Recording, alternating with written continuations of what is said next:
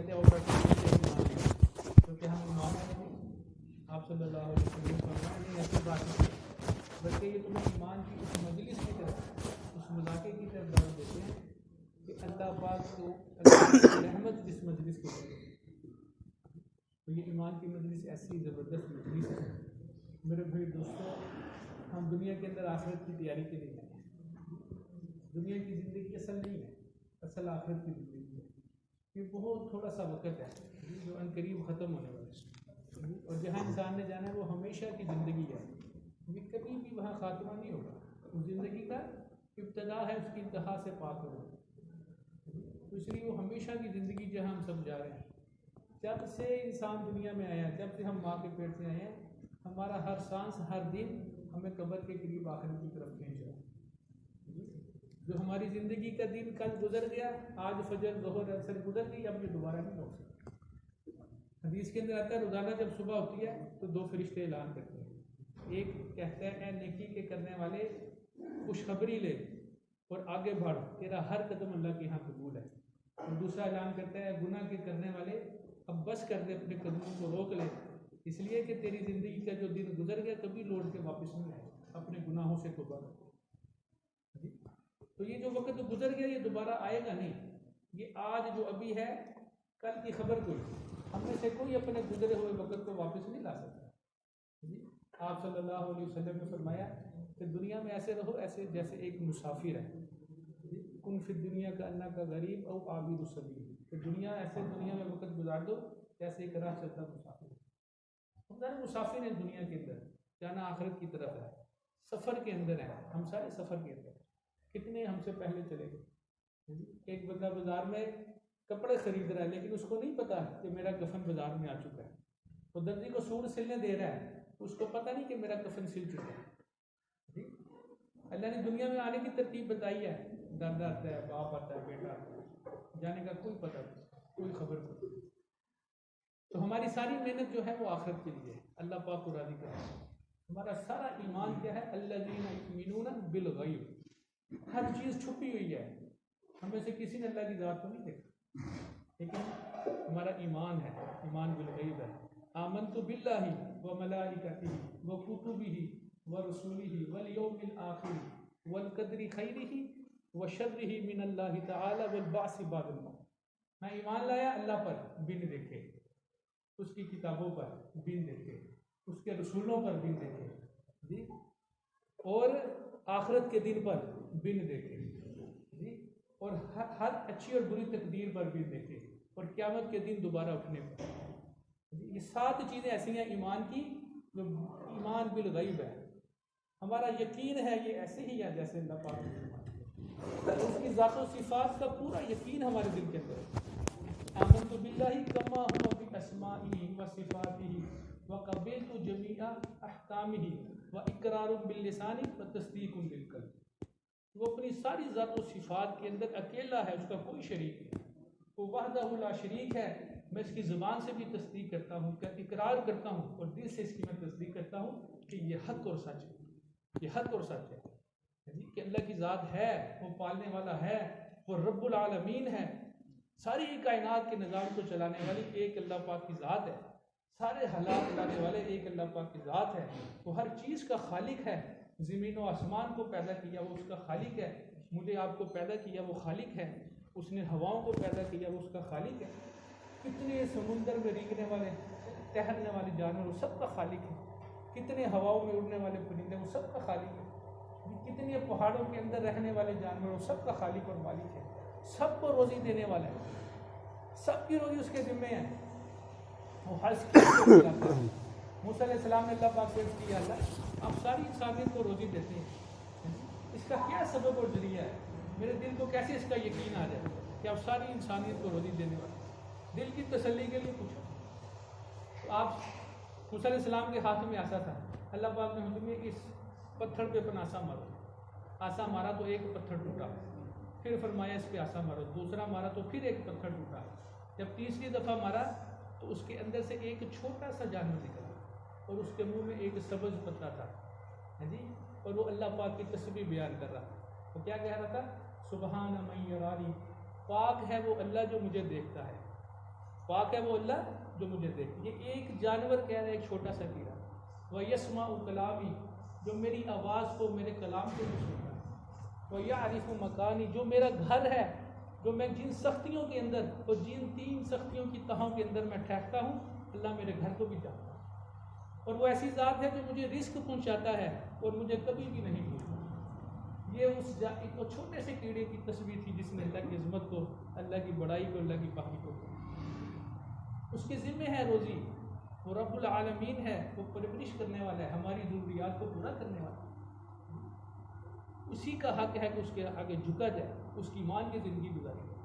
سارے انبیاء علیہ الصلوۃ والسلام نے دنیا کے اندر آ کے ایک اللہ پاک کی ذات کی وحدانیت کو، اس کی توحید کو بیان کیا کہ اے دنیا بھر کے انسانوں لا الہ الا اللہ کہو، کامیاب ہو. یہ ایک اللہ کی ذات ہے جو پالنے والی ہے، جس کا کوئی شریک نہیں، کوئی اس کا مثل اور مثال کوئی نہیں ہے. وہ اپنی ذات میں بھی اکیلا ہے، اپنی صفات میں بھی اکیلا. وہ یکتا ہے، وہ واحد ہے، وہ احد ہے، کوئی اس جیسا کوئی نہیں، کوئی اس کی مثل اور مثال کوئی نہیں. ایسی اپنی قدرت سے خالق اور مالک ہے کہ جتنی ساری کائنات کا نظام بنا ہوا یہ اس کی قدرت کا مظہر ہے. اللہ کی قدرت اللہ کی ذات میں چھپی ہوئی ہے. ایک اس کی قدرت کے چھوٹے چھوٹے مظہر ہیں. سورج کتنا بڑا، 13 لاکھ گنا بڑا زمین سے. کتنے کتنے بڑے سیارے ہیں جو سورج سے بھی بڑے ہیں. ابھی سائنس ایک تحقیق کے مطابق جتنا سائنسدانوں نے کائنات کو دیکھا 3% دیکھا ہے، 3% دیکھا ہے، باقی 97% پتہ ہی نہیں کیا ہے. سمندروں کی گہرائیوں میں کیا ہے، ان کے کنارے کہاں پہ ہیں، کوئی نہیں اللہ کے سوا.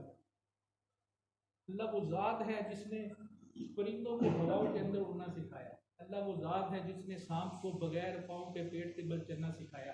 اللہ وہ ذات ہے، ہرن مشک پانی پیتا ہے تو مشک بنتا ہے. اللہ وہ ذات ہے جس نے سانپ کے دانتوں میں زہر بھر کے رکھا ہے. کون اللہ کے سوا کرنے والا؟ اتنے ایسے جانور ہیں جو زمین پہ رینگنے والے ہیں. اتنے بڑے صحرا اللہ نے پیدا کیے. وہی مشکل کشا، وہی حاجت روا، سب کی ضروریات کو پورا کرنے والے اللہ کی ذات. تو جس کو چاہتا ہے بیٹے دے دیتا ہے، جس کو چاہتا ہے بیٹیاں دیتا ہے، جس کو چاہتا ہے بانجھ کر دیتا ہے. اسی کے ہاتھ میں سب کچھ ہے. جس کو چاہتا ہے دے کے پھر واپس لے لیتا ہے. اس کا نظام قدرت ہے.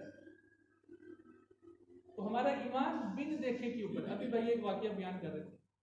پہلے حضرت ہارون رشید رحمۃ اللہ کی اہلیہ زبیدہ گھر سے نکلی اپنی خادموں کے ساتھ سیر کے لیے.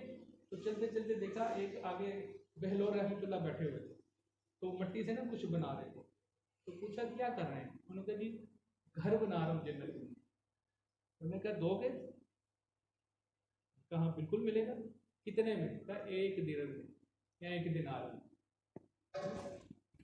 تو 1 دینار سے جنت میں محل خرید لیا اور وہ چلی گئی.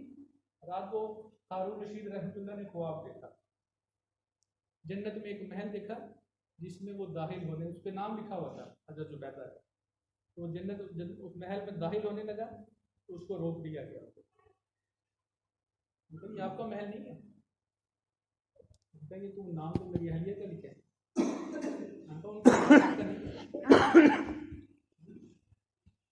تو صبح جب صبح ہوئی تو یہ باہر نکلے نا، چلتے چلتے چلتے حضرت بہلور رحمۃ اللہ کے پاس چلے گئے. وہ بیٹھے ہوئے تھے ان کے پاس چلے گئے. تو وہ پھر کچھ مٹی سے بنا رہے. میں نے پوچھا کیا کر رہے ہیں؟ کہا جنت کے محل بنا رہا. جنت کے محل بنا. میں کہا بیچو گے؟ میں کہا ہاں بالکل. اس کی قیمت کیا ہے؟ کہا آدھی بادشاہ ہے. اس کی قیمت کتنی ہے؟ آدھی بادشاہ. تو میں جو کل بیچا تھا تو وہ تو 1 دینار 1 درہم میں بیچا. تو کہا میرے لیے اتنی قیمت کیوں؟ کہا وہ بن دیکھے کا سودا تھا، یہ دیکھنے کا سودا. تو ہمارا کیا سودا ہے؟ ہماری آنکھ کیا ہے؟ بن دیکھے. ہمارا ایمان کیا ہے؟ بن دیکھے گا. ہمارا یقین کیا ہے؟ بن دیکھے گا. خلیفہ ہارون رشید رحمۃ اللہ ایک دفعہ گھر سے نکلے. بہلور رحمۃ اللہ ایک جگہ پہ کھڑے تھے کونے پہ. تو ان کے ہاتھ میں ایک چیز تھی جنہوں نے ان کو دے دی اور کہا ہے بہلور جو دنیا کا سب سے بے وقوف انسان ہو یہ اس کو دے دے. دنیا کے سب سے بے وقوف انسان ہو یہ اس کو دے دے. چلتے چلتے ایک زمانہ گزر گیا. خلیفہ ہارون رشید رحمۃ اللہ بیمار ہو گئے. تو یہ ان کی عیادت کے لیے گھر تشریف لائے. تو پھر ان سے کچھ باتیں پوچھی. آپ نے اپنی آخرت کے لیے کیا بھیجا؟ اپنی آخرت کے لیے کتنا سامان اکٹھا کیا؟ اپنی جنت کیسے بنائی؟ تو کوئی سی بات کا جواب نہیں تھا ان کے پاس. اور خلیفہ ہارون رشید تک پیش کر دی. انہوں نے کہا امیر المومنین یہ وہ آپ کا تحفہ ہے جب آپ نے مجھے کہا تھا کہ یہ دنیا کا جو بے وقوفی ترین انسان ہوگا جس کو دے دو, یہ آپ کے. کہتے خلیفہ ہارون رشید رحمۃ اللہ نے جب وہ دیکھا تو چیخیں مارتے ہوئے بے ہوش ہو. دوستوں یہ دنیا کی زندگی ایسی گزر جائے گی, اس کی کوئی حقیقت نہیں, اللہ کے یہاں اس کی کوئی عزت نہیں. ایک مچھر کے پر کے برابر اللہ کے یہاں اس کی عزت نہیں ہے, اس کی قیمت نہیں. کائنات قیمتی نہیں ہے, اس کی چیزیں اس کے اسباب قیمتی نہیں ہیں. حضور صلی اللہ علیہ وسلم کی ذات اقدس قیمتی ہے. آپ کی زندگی سے, آپ کے جسم عطر سے نکلنے والے اعمال اللہ کے یہاں قیمتی ہیں. تو ان اعمال کو, ان کی زندگی کو بنائے گا وہ اللہ کے یہاں قیمتی بنے گا, اس کی اللہ کے یہاں عزت ہوگی. چیزوں سے عزت نہیں بنتی. مال کامیابی کا ذریعہ نہیں ہے. فقیر ہونا یہ ناکامی کی بات نہیں ہے. میرا گھر چھوٹا ہے یہ ناکامی کی بات نہیں ہے. میرا گھر بڑا ہے یہ عزت کی بات نہیں ہے. انسان نیند کے اسباب خرید سکتا ہے, نیند دینے والی کون سی ذات ہے اللہ پاک. وہ نیند نہیں خرید سکتا. 10 لاکھ کا بیڈ خرید لے گا لیکن نیند نہیں خرید سکتا. کوئی شخص گھر خرید سکتا ہے لیکن سکون نہیں خرید سکتا. سکون کا تعلق تو اللہ کی ذات کے ساتھ جڑا ہوا. اس کو تو اللہ نے دین کے ساتھ, الا بذکر اللہ تطمئن القلوب, دلوں کو اطمینان اور سکون صرف اور صرف اللہ کی یاد کے ساتھ, دین کے ساتھ جڑا ہوا. دنیا کے کسی سبب کے ساتھ یقین کامیابی کا وعدہ نہیں, اور کسی چیز کے نہ ہونے سے ناکامی کا وعدہ نہیں. تو اس لیے ہم اس زندگی کو بنائیں جس زندگی سے انسان اللہ کے یہاں قیمتی بنتا ہے. ان اعمال کو اختیار کریں جس سے دنیا اور آخرت میں اللہ کے یہاں اس کی عزت ہوگی. حضور صلی اللہ علیہ وسلم نے فرمایا قیامت کے دن بعض لوگ ایسے ہوں گے جن کو میں خود دیکھوں گا, خود ڈھونڈوں گا کہ کہاں پہ ہو. ایک عالم فرمانے لگے کہ وہ پوچھا صحابہ نے اللہ کے نبی کو کون سے لوگ ہوں گے. فرمایا کہ جب دین کی محنت نہ ہونے کے برابر ہوگی, لوگ اپنے اپنے رسم و رواج پر چلتے ہوں گے, اور کچھ میرے بندے ایسے ہوں گے جو سب کو چھوڑ کے میری سنت پہ عمل کرتے. ہر کوئی ان سے اپنا تعلق ختم کرے گا لیکن وہ مجھ سے اللہ سے اپنا تعلق باقی رکھے گا. تو دین تو یہ ہم سے تقاضا کرتا ہے, یقین ایمان یہ ہم سے تقاضا کرتا ہے. آپ صلی اللہ علیہ وسلم نے فرمایا تم میں سے کوئی شخص اس وقت تک مومن نہیں ہو سکتا جب تک کہ جو میں دین لے کے آیا ہوں اس کو سب سے زیادہ محبوب نہ ہو, اس کی ہر خواہش اس دین کے تابع نہ ہو. آپ نے فرمایا تم میں سے مومن نہیں ہو سکتا جس کو اپنی مال سے, اپنی اولاد سے, اپنے باپ سے زیادہ مجھ سے محبت نہ ہو. حضرت عمر رضی اللہ تعالیٰ عنہ نے ایک دفعہ کہا اے اللہ کے نبی مجھے اپنی جان کے علاوہ سب سے زیادہ محبوب ہے. تو آپ صلی اللہ علیہ وسلم فرمایا, فوراً فرمایا کہ اس وقت تک کوئی مومن ہو ہی نہیں سکتا جب تک کہ اس کو اپنی جان سے بھی زیادہ محبوب نہ ہو. تو عمر رضی اللہ تعالیٰ نے فوراً کہا اے اللہ کے نبی کا مجھے آپ اپنی جان سے بھی زیادہ محبوب ہے. تو حضور صلی اللہ علیہ وسلم کیا فرمایا الان یا عمر, حالانکہ یہ بات اے عمر کے اس وقت پیدا ہوئی ہے, اول سے ہی تمہارے دل میں پیدا ہوئی ہے کہ ایمان اتنی بڑی نعمت ہے, یقین اتنی بڑی دولت ہے کہ اپنے آپ سے بھی زیادہ محبت حضور پاک صلی اللہ علیہ وسلم. حضرت عثمان غنی رضی اللہ تعالیٰ عنہ سے کسی نے پوچھا کہ آپ کو حضور صلی اللہ علیہ وسلم سے کتنی محبت ہے. آپ نے فرمایا خدائے پاک کی قسم حضور صلی اللہ علیہ وسلم ہمارے نزدیک اپنی ماؤں سے, اپنی اولاد سے اور سخت پیاس کی حالت میں ٹھنڈے پانی سے بھی زیادہ محبت. یہ آپ کی محبت تھی. یہ صحابہ کے اندر ایمان کا یہ جذبہ اور شوق تھا کہ ہر وقت اپنی جان کو حضور صلی اللہ علیہ وسلم کے قدموں میں نچھاور کیا. ایمان کا اللہ نے وہ درجہ اور ایمان کا وہ تعلق اللہ پاک نے اپنے دیا کہ دین کی محنت کے لیے اپنا سب کچھ لگانے کو تیار تھے, کبھی اس سے پیچھے نہ ہٹے تھے. ہر قربانی صحابہ کی, ہر زندگی کا ہر لمحہ دوستوں وہ ایمان کی رہبری کرتے. اللہ کے ساتھ تعلق میں انسان کو آگے بڑھاتا ہے. اس کے یقین میں, اس کے ایمان میں, ان کی زندگیوں کے تذکرے, ایمان کی قربانیوں کے تذکرے انسان کو اللہ کے قریب کرتے ہیں. حضور صلی اللہ علیہ وسلم کی مبارک زندگی, مبارک جوہد کا وہ نور ہے, جب وہ اپنی محنت اپنے پورے یقین کے ساتھ ہوتی ہے تو پھر اللہ پاک انسانیت کے قلوب کو پلٹ کے حضور صلی اللہ علیہ وسلم کے قدموں میں ڈالتے ہیں. وہ ہر آن ہر گھڑی پھر اللہ پاک کی اطاعت کا جذبہ ہوتا ہے, اس کے جان لگانے کا جذبہ ہوتا ہے. پھر گھر چھوڑنا مشکل نہیں ہوتا, بیوی بچوں کو, کاروبار کو چھوڑنا مشکل نہیں ہوتا. جب اللہ اس کے رسول کی خالص محبت دل کے اندر چل جائے تو صحابہ نے اس ایمان یقین کو اس حد تک سیکھا، اس قربانی کو اس اعلیٰ درجے تک پہنچایا کہ وہ اللہ کے ہاں رضی اللہ عنہم کو اللہ نے دنیا میں کہا میں ان سے راضی ہو گیا۔ حضرت عثمان رضی اللہ تعالیٰ عنہ دینار اچھال رہے تھے تو حضور صلی اللہ علیہ وسلم نے فرمایا اے عثمان تو آج کے بعد کچھ بھی نہ کر، کوئی نیک عمل نہ کر، تو جنت تیرے لیے واجب ہو۔ 10 صحابہ کو دنیا کے اندر اشرف مبشرہ صحابہ جن کو جنت کی بشارت دی، عمر فی الجنہ، ابو بکر فی الجنہ، عثمان فی الجنہ، علی فی الجنہ، 10 صحابہ کو آپ صلی اللہ علیہ وسلم نے خوشخبری دی۔ کس وجہ سے؟ مال کمانے کی وجہ سے؟ صرف اپنے آپ کو اللہ کے دین کو، اس کلمے کے لیے اپنے آپ کو قربان کرتے، اپنی زندگی کو حضور صلی اللہ علیہ وسلم کی غلامی میں ڈالیں۔ بدر کے دن حضرت ابو بکر صدیق رضی اللہ تعالیٰ عنہ کے بیٹے نے کہا اے ابو جان، جب یہ ایمان لے آئے تھے کہنے لگے آپ میری تلوار کے نیچے آئے تھے، میں نے اس کے باپ ہونے کی وجہ سے آپ کو چھوڑ دیا۔ آپ نے فرمایا خدا کی قسم اگر تم بدر کے دن میری تلوار کے نیچے آ جاتے تو میں اللہ کی خاطر تیری گردن اڑا کے رکھتا۔ ابو عبیدہ بن جراح رضی اللہ تعالیٰ عنہ بدر کے میدان میں انہوں نے اپنے والد کو قتل کیا۔ وہ ایمان نہیں لے کے آئے تھے، لیکن جب یہ مقابلے میں ان کے باپ سامنے آ گئے تو انہوں نے اللہ کے پیغام کو پہنچاتے، اللہ کے کلمے کو سامنے رکھتے ہوئے اپنے باپ کی قدر کیا۔ یہ ایمان کا وہ جذبہ اور شوق تھا۔ جب ایمان دل کی گہرائیوں میں اتر جاتا ہے تو پھر یہ سوائے اللہ کے کسی کا نہیں ہونے دیتا، پھر ہر چیز بے حیثیت ہو جاتی ہے۔ اللہ کے حکم کی عظمت اس کے دل کے اندر ہوتی ہے۔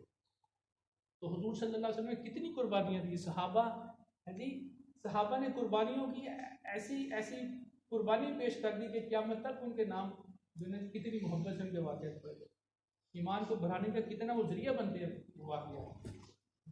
حضرت بشیر رضی اللہ تعالیٰ عنہ ایک چھوٹے سے صحابی بچے ہیں، ان کی والدہ کا پہلے ہی انتقال ہو چکا، ان کے والد صاحب بھی اللہ کے راستے میں چلے گئے اور حضور صلی اللہ علیہ وسلم خود اس غزوے میں شریک تھے جس میں ان کے والد صاحب تھے۔ تو جب یہ قافلہ چلا تو یہ باہر چھوڑنے تک گئے، پھر حضور صلی اللہ علیہ وسلم کچھ عرصے کے بعد اس قافلے کو ساتھ واپس آئے، تو ان کے بیٹے کو پتہ چلا کہ وہ قافلہ واپس آ رہے ہیں، تو یہ ایک پہاڑ کی چوٹی پہ کھڑے ہو گئے کہ میں باہر جا کے اپنے والد کا استقبال کروں گا، اور جب مجھے نظر آئیں گے تو میں خوشی سے دوڑ کے ان کے گلے میں لگوں گا۔ تو یہ پہاڑ کے اوپر کھڑے دیکھتے رہے، صحابہ آتے رہے، حضور صلی اللہ علیہ وسلم بھی تشریف لے آئے، لیکن اپنے والد صاحب نظر ہی نہیں آئے، والد صاحب نہیں نظر آئے، تو یہ بہت گھبرا گئے اور حضور صلی اللہ علیہ وسلم کے سامنے کھڑے رہے کہ اللہ کے نبی صلی اللہ علیہ وسلم مجھے اپنے باپ نظر نہیں آ رہے، مجھے اپنے باپ نظر نہیں آ رہے۔ تو حضور صلی اللہ علیہ وسلم نے ایسے اپنا چہرہ مبارک دیکھا تو یہ پھر سامنے آ گئے کہ اللہ کے نبی مجھے اپنے باپ نظر نہیں آ رہے۔ تو کہا جب میں نے اتنی بات کی تو حضور صلی اللہ علیہ وسلم کی آنکھوں سے آنسو آنا شروع اور کہا میں حضور صلی اللہ علیہ وسلم کے پاؤں سے لپٹ کے رونا شروع ہو گیا، اللہ کے نبی نہ میری ماں رہی نہ میرا باپ، میں تو دنیا کے اندر یتیم ہو گئی۔ تو حضور صلی اللہ علیہ وسلم نے اٹھایا، اپنے سینے سے لگایا اور فرمایا کہ بشیر کیا تو راضی نہیں کہ آج سے تیرا باپ حضرت محمد صلی اللہ علیہ وسلم اور تیری ماں عائشہ صدیقہ رضی اللہ تعالیٰ عنہ کیا تجھ سے راضی نہیں؟ تو پھر کیا کہا اللہ کے نبی میں راضی۔ دیکھو یہ قصے کہانیاں نہیں ہیں، یہ سچے واقعات ہیں، یہ پیارے صحابہ کی زندگی ہے، انہوں نے اپنے نمونہ انسان کو جو کر کے دکھایا ہے کہ ہم اللہ والے تھے، اللہ کی مان کی زندگی گزارنے والے تھے۔ اس پیارے نبی صلی اللہ علیہ وسلم کی بول پہ، ان کے اشاروں پہ جان دینے والے تھے۔ احسان اور قربانی کا وہ نمونہ پیش کر کے ساری جہان میں اس کی نظیر نہیں ہوئی۔ اللہ نے کہاں سے ان کو اٹھا کے کہاں تک پہنچا دیا۔ تو یہ وہی دین ہے، وہی کلمہ ہے، وہی قرآن ہے، اللہ کی وہی وعدے ہیں۔ آج کرنے والے بدل گئے، آج ہمارے اندر کے یقین بدل گئے۔ ایمان دل میں اترتا ہے، جسم سے اس کے اعمال ظاہر ہوتے ہیں۔ ایمان بننے کی جگہ دل ہے، اعمال ظاہر ہونے کی جگہ اس کے اعضاء ہیں۔ جب دل بنا ہوا ہوتا ہے تو پھر یہ کبھی بھی شر نہیں پھیلاتا، پھر اس کے اندر سے نکلنے والے ہمیشہ یہ جہاں سے گزرے گا خیر کا ذریعہ بنے گا۔ جب دل بگڑا ہوا ہوگا تو پھر اس کے گزرنے سے شر پھیلے گا، کبھی خیر نہیں پھیلے گا۔ تو اس لیے اپنے دل کو بنانا، اپنے یقین کو بنانا، اس محنت کے اندر اپنے آپ کو لگانا جس سے ساری انسانیت کی ہدایت ہوئی ہے، جس اللہ نے انسانی میری آپ کی اور ساری انسانیت کی ہدایت کو اللہ نے اس محنت سے حضور صلی اللہ علیہ وسلم کے جوہر سے جوڑا۔ آج ہم کہتے ہیں کہ کوئی بات نہیں، سنت چھوٹ گئی، کوئی بات نہیں، مسواک کی سنت تھی۔ صحابہ سنت کو سنت سمجھ کے کرتے تھے، یہ ہمارے پیارے نبی کا طریقہ ہے۔ ہم کہتے ہیں کوئی بات، ایمان اتنے درجے کا ایمان کے اندر ذوق پیدا ہو۔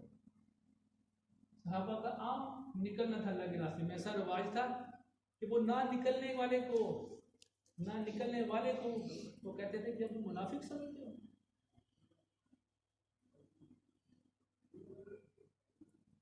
تو آج ہم اپنی محنت سے، اپنی اثر سے اتنی دور چلے گئے کہ دین کی محنت بھی ہم سمجھتے کوئی محنت ہے۔ ایک بندہ جوتی کاٹنے والے کو محنت سمجھتا ہے، ایک دکان چلانے والے کو دکاندار اس کو محنت سمجھتا ہے۔ آج مسجد میں آنے کو ہم کامیابی نہیں سمجھ رہے، آج مسجد سے باہر کی زندگی کو آج ہم کامیابی سمجھ رہے ہیں۔ وہ دن مولانا درس میں جہاں فرما رہے تھے کہ مسجد بندے انسان کے بننے کی جگہ ہے، صحابہ مسجد سے بنے تھے۔ جو قیدی بن کے آتے تھے ان کو مسجد نبوی میں ستون کے ساتھ باندھ دیا جاتا تھا، 2 دن مشکل سے گزرتے تھے، اور وہ دوسرے تیسرے دن کہتے تھے میں کلمہ پڑھا دوں، ہمیں اس زندگی کو سکھا دو۔ یہ کتنی پیاری اور مبارک زندگی۔ آج ہمیں دھوکہ لگا ہے کہ آج ہم جاتے ہیں باتوں سے لوگ ایمان لے آئیں، ہماری باتوں سے لوگ اسلام لے۔ ایمان تو دکھانے کی چیز ہے، دین پیش کرنے کا نام ہے، اپنی زندگی کو، اپنے اعمال کو دکھانے کا نام۔ صحابہ کی لمبی چوڑی دعوت تھوڑی دے دو، ہم جیسے ہو جاؤ، بس ہماری زندگی کو دیکھو، ہمارے اعمال کو دیکھو، تو دیکھ کے ایمان لے آتے۔ ہم کس کو کہیں آج جا کے، تو ہم اپنے اعمال کو کس کر رہے ہیں۔ اس لیے اس محنت کو سیکھنا، اپنی زندگی کو بدلنا، یہ ہمارے ذمے ہے۔ اگر نہ سیکھا، ایمان یقین کی محنت میں نہ لگے، تو مرتے ہی قبر میں پٹائی شروع ہو جائے۔ بغیر ایمان کے دنیا سے چلے گئے، بہت بڑا خسارہ ہے۔ ہم اپنا بھی نقصان کر رہے ہیں، ساری انسانیت کا نقصان کر رہے ہیں، ہم اپنے بچوں کا، اپنے گھر والوں کا قصوروار ہیں ہم، کہ ہمارا بیٹا بھی، ہماری بیوی قیامت کے دن یہ گربان پکڑے۔ اس لیے میرے دوستوں، مسلمان کا آئینہ ہے۔ ہماری اپنی نماز، کتنے بے نمازی نمازیوں کو جہنم میں لے کے جائیں گے، کتنے غیر دینداروں کو پکڑ کے جہنم میں لے جائیں گے، محنت نہ کرنے کی وجہ